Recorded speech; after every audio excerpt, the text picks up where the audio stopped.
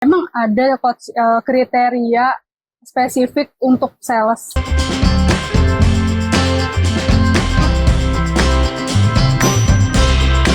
Halo Sobat Sales, balik lagi sama aku Aul di YouTube channel Coach Antonis Arif. Nah, kesempatan kali ini kita akan membahas tentang kriteria bagi seorang sales. Apa aja sih? Yuk kita langsung aja bahas bareng Coach Antonis Arif. Halo Coach, Hai, bagaimana kabarnya nih Coach? baik. Oke, langsung aja ya Coach ya. Ya teman-teman sambil kalau nanti denger ini dan ada suara-suara hujan-hujan dikit-dikit, ya maklum lah ini hujan ya. Ini ngejar target ya, karena kalau nggak bisa bikin konten karena sibuk banget kan. Iya betul. Ya. Habis hari ini aja ada pelatihan habis ini ya. Iya. Oke, yang lanjut. Oke. Pertanyaannya.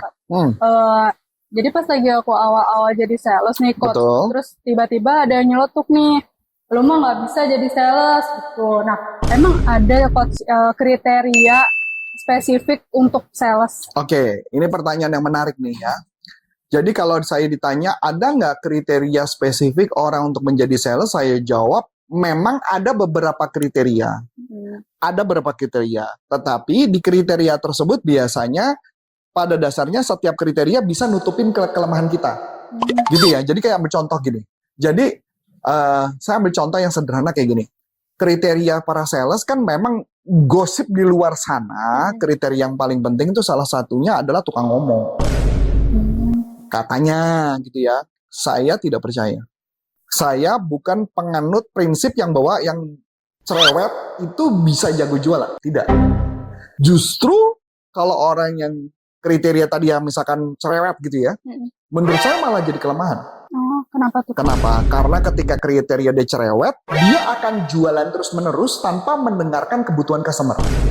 Betul dong? Iya betul. Dia gali terus customernya atau dia ngoceh terus produknya bagus begini. Kalau kayak pelatihan kita misalkan pelatihan selling, kita kan pelatihan selling, NLP dan coaching gitu. Iya. Dia akan ngomong, "Oh iya Papa, di tempat kami itu bagus banget Papa, coachingnya gini, pertrainernya gini. So nggak ada kebutuhan. So, kegagalan yang pertama tadi yang saya bilang adalah terlalu banyak ngomong. Berarti sales yang baik adalah lebih banyak mendengarkan. Sampai sini oke ya? Tinggal misalkan contoh, mendengarkan itu berarti yang cocok orang apa? Bukan orang ekstrovert, tapi introvert. Hanya orang introvert yang hanya perlu diberikan tambahan, misal contoh ya, tambahannya adalah ketika diajak ngobrol, dia misalkan contoh, dia memperhatikan teman bicaranya nggak atau customernya nggak. Ketika diajak ngomong, misalkan dia merespon, oh ya, oh oke Bapak. Itu yang namanya merespon. Beda dong kalau dia ngomong terus muka kita bengong. Ya dengerin juga sih, tapi nggak ada respon. Maka kelemahannya dianggap dia kurang bagus. Jadi kriterianya kalau saya ditanya, ada kriteria? Ada. Tapi kalau saya prefer ditanya, lebih banyak yang jago ngomong atau lebih banyak mendengarkan? Lebih banyak mendengarkan dan dia bisa menemukan apa kebutuhan mereka untuk closing. Yang kedua, kalau saya ditanya, saya butuh orang yang energinya tinggi. Energi tinggi artinya apa? Orangnya geraknya cepat. Geraknya pokoknya cepat banget gitu. Nah, ketika orang itu gerak cepat, gesit dan sebagainya, orang itu akan menjadi kriteria penting buat saya. Sampai oke? Iya. Ya kebayang ya? Kalau orangnya duduknya cuma diem, gak ada gerak, 30 menit atau 15 menit dia duduk gak ada gerak, itu berat. Itu berat kalau gitu ya. Nah berikutnya lagi, kriteria yang paling penting menjadi seorang sales kalau di saya adalah kemampuan mereka mau cepat deket sama orang lain. Ya, karena mau cepat deket, itu kan artinya apa? Orang itu mau cepat akrab, cepat baik, dan sebagainya. Berarti menghilangkan apa? Pemalu, saya bukan siapa-siapa dan sebagainya. Ya walaupun kata saya bilang setiap sales yang bagus kan punya kriteria masing-masing. Walaupun ada orang yang sangat teliti, misalkan kamu jurusan matematik, kenapa saya tertarik sama kamu? Karena menurut saya kamu bisa berpikir. Saya butuh kamu yang berpikir. Gitu loh, karena rata-rata sales jangan berpikir ya. Sales modelnya nembak gitu loh, nembak aja gitu kayak ibaratnya bola tuh ya, ada bola di kaki, ya dia. Kalau sepak bola tuh bola di kaki tuh udah tenang aja, dia nggak pakai. Oh ada temennya di sebelah sana gitu ya. Apa namanya tuh kalau di sepak bola di? Jadi nggak ada strategi dia, nggak pakai strategi. Oh main-main aja gitu loh. Jadi ada bola di sini kaki, dia nggak lihat ada temen di sono, ada lawan di sebelah sana, dia nggak lihat. Pokoknya dia tembak aja gitu loh. Masuk atau enggak, bodo amat. Ya memang di satu sisi dianggap sales itu bagus karena dia nekat. Iya. Tapi nggak perhitungan.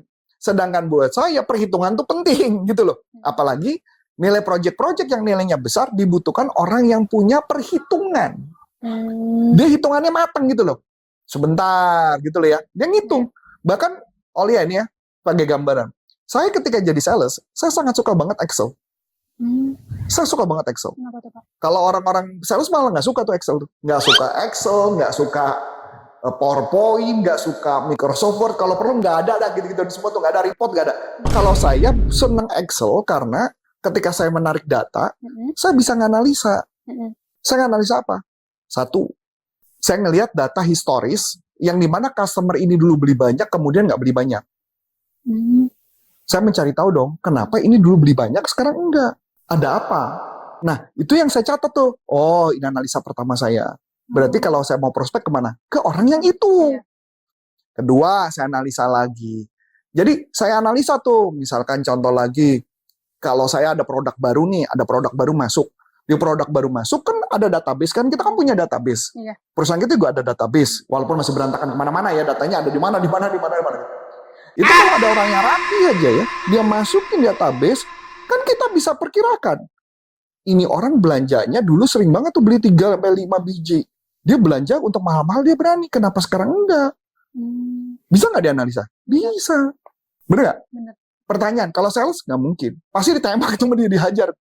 Dia nggak peduli tuh database semua disikat, kalau saya nggak. Makanya kalau ditanya, saya kadang-kadang kalau saya kan ngajar NLP ya. Kalau ngajar NLP, salah satu teknik yang kita pakai dalam menghipnosis orang adalah kita ada nggak satu kegiatan yang dimana kalau dipanggil itu saya nggak bakal nengok, yaitu ngerjain Excel. Saya kalau ngerjain Excel nggak dipanggil nggak bakal nengok tuh. Saya benar-benar fokus banget ketika ngerjain, narik data, saya analisa. Saya penasaran kenapa ini orang nggak begini. Jadi dari data analisa itulah yang membuat saya berhasil masuk majalah sebagai marketer tua tahun 2006. Gitu lah. Kalau ditanya saya jago matematik, enggak. Saya sangat tidak suka matematik. Bukan nggak suka, emang nggak bisa gitu. Anak gue sih jago gitu ya. So, tapi kalau ditanya, emang Coach Arif jago menganalisa? Enggak, karena saya dipaksa dengan kondisi keadaan, saya mencari tahu apa penyebabnya ini nggak capai target. Nah, itu yang saya akan analisa. Misalnya contoh nih, 6 bulan lagi nih, saya udah penjualan sekian. Saya akan hitung tuh. Saya akan masukin tuh, saya bikin Excel beneran. Bulan ini saya, walaupun udah ada laporan ya, saya tetap masukin data sendiri. Jadi punya data tersendiri gitu. Dan data itu yang saya masukin, saya input. Berapa revenue-nya. Walaupun ada sistem. Kenapa? Karena saya harus nge-tracking diri saya sendiri. Bahkan kalau perlu ya Ol ya, komisi berapa, itu kamu harus udah ngitung. Misal, Aulia bilang gini, bulan depan saya mau dapat komisi sejumlah nilainya berapa. Kamu udah ngitung tuh. Coba kalau sales biasa, nggak bakalan tuh, tenang aja bola, kan gitu kan. Kalau kita enggak, lihat, gue mau dapat duit segini, berarti gue harus ngapain ya? Bener dong, kan gue terencana kan? Kan ingat nggak ada rumus jualan? Rumus jualan adalah apa? Bahwa ada rumus namanya 90 hari. Rumus 90 arti apa? Artinya yang kamu tanam hari ini, akan berbuahnya 90 hari kemudian atau 6 bulan kemudian. Kalau kita jualnya ke corporate. Oke? Kalau lu nggak tanam apapun hari ini, lu berharap 3 bulan lagi capai target, itu namanya orang gila itu. Bener dong? Masuk akal?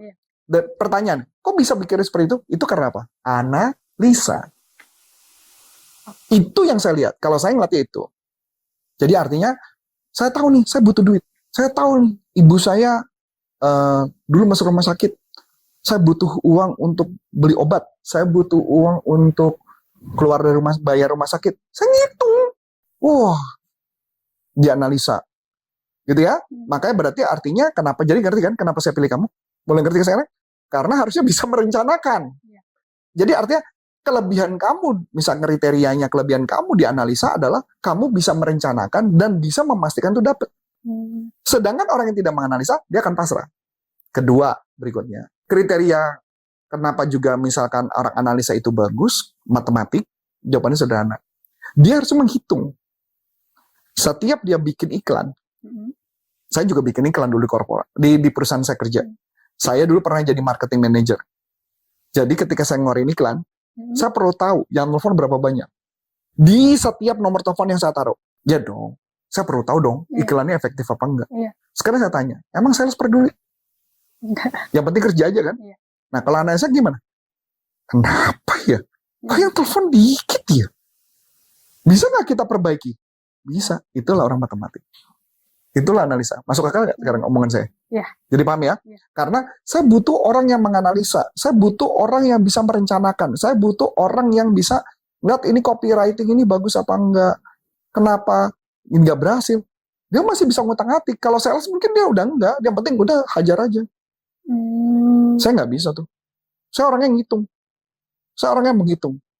Makanya paham dong kenapa tadi saya bilang pakai strateginya suruh ngapain? Lakukan yang cari data di mana? Karena saya akan menganalisa. Tapi kalau nggak ada laporan, saya mana tahu kalau mama berhasil apa nggak jualan. Yang memonitor siapa? Orang saya nggak bisa monitor, orang nggak ada laporan. Jadi laporan yang penting kan? Iya. Nah, jadi artinya gitu. Jadi laporan tuh bukan nyusahin para sales, tapi untuk apa? Untuk membantu sales, untuk saya bisa berikan ide. Ya kalau nggak saya beri ide dari mana? Ya kalau datanya kosong, saya nggak tahu jualan udah berapa.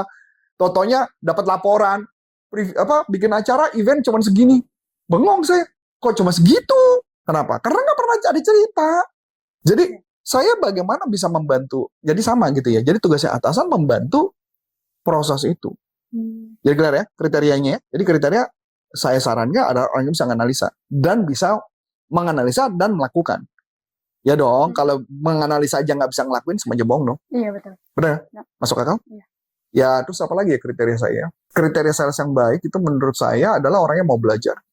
Mau belajar. Karena banyak yang sales sudah belajar nggak mau. Nggak mau. Mereka nggak mau. Belajar lagi. Nah, itu yang terjadi. Makanya kan kalau dilihat gitu ya kan buku saya banyak banget. Ini buku di segini nih, di atas masih banyak lagi. Dan banyak buku yang udah saya sumbangin. Kenapa saya sumbangin? Ya karena menurut saya sudah saya baca, ya udah selesai gitu bukunya saya sumbangin. Itu pun di luar saya beli di digital. Saya masih ada buku digital banyak banget. Saya baca bukunya kuat banget gitu loh. Karena saya sadar sales yang baik, karena dulu saya nggak pernah diajarin. Siapa yang ngajarin saya? Nggak ada. Saya kerja, yang tadi kan saya bilang, kalau atasan ketika tim salah, ya udah dipecat aja udah. Iya. Jadi akibatnya saya nggak mau belajar sama siapa. Orang atasan nggak pernah ngajarin. Kamu bagus masuk di korpora, saya ajarin. Saya sabar-sabar 3 bulan, jadi nggak ada hasil, kita coba dulu. Itu kalau Adi dulu pernah ngomong sama saya tuh, ingat banget di mana Palembang ya dia ngomong, Pak, kok Bapak, bukan ke kamu, tapi ke orang lain dia ngomong, Pak, kok Bapak sabar banget ya Pak? Kok udah orang ini Bapak, dia belum ada nyampe target, ya nggak bisa karena orang itu belum di-develop gitu loh. Jadi ketika ada di-develop, kita punya hak untuk nuntut. Tapi kalau dia belum di-develop, ya nggak bisa. Tapi kalau kenyataan karena Adi pernah kerja di tempat lain, nggak bisa. Nggak ada perusahaan yang kayak gitu, nggak ada. Semua perusahaan akan maksa begitu lu masuk, ceklik kita absensi pertama, udah dituntut tuh saat itu juga. Kalau saya nggak mau. Lebih baik orang itu di develop, dikembangkan, gitu. Oke. Berarti kalau misalkan orang ini nih, dia jadi sales, terus dia tuh belum punya kriteria yang tadi. Nah, itu berarti bisa dibentuk. Bisa. Itu tugasnya seorang tempat pelatihan. Tempat pelatihan untuk mengembangkan mereka. Makanya kenapa manajernya juga perlu dilatih. Supaya mereka punya kemampuan mendevelop itu pada tim mereka. Oke. Nah, kalau misalkan si sales ini tuh sebenarnya udah punya kriterianya. Nah, itu apa menjamin kinerjanya bagus? Tergantung atasannya. Balik lagi tergantung atasan. Kalau atasannya nggak memantau susah. Karena menurut saya ada satu kunci lagi. Self-management, self-leadership. Self-management. Jadi kayak gini. Bisa nggak saya nggak perlu nunggu kamu laporan? Saya nggak perlu apa-apa. Kamu yang datang laporan. Kamu yang ngontrol hidupmu sendiri. Kamu yang ngatur dirimu sendiri. Yang artinya, kamu karena hasil analisa tadi, kamu udah ngejar sendiri. Kamu yang udah nentuin hari ke-1 saya ngapain, hari kedua saya ngapain, hari ketiga saya ngapain. Dan itu dibuat rencana sendiri. Jadi kalau ditanya, SOP-nya bukan dari saya. Tapi SOP-nya dari si sales itu sendiri. Itulah pada saat itu kalau dia udah berhasil, maka dia layak untuk naik ke level berikutnya. Kalau dia belum bisa melakukan self-leadership, karena dia udah ngatur hidupnya. Jadi artinya target kamu nyampe bukan karena atasan. Ya bisa jadi karena atasan juga yang bagus. Tapi karena saya lihat kamu bisa berjalan sendiri tanpa diapa-apain. Pada saat itulah saya tahu orang ini layak untuk jadi manajer. Bener dong logikanya. Lu boro-boro ngatur diri sendiri aja nggak bisa kan gitu. Masuk akal kan? Iya. Masuk akal? Jadi makanya wajar kenapa banyak orang gagal. Itu aja mungkin yang bisa saya sarankan. Oke, thank you nih Coach. Kayak banyak kriteria yang pas buat para sales nih. Jadi kalau misalkan kalian yang memang merasa mau jadi sales tapi belum ada kriterianya, sebenarnya kalian bisa kalau mau belajar. Oke, sekian dulu bincang-bincangnya.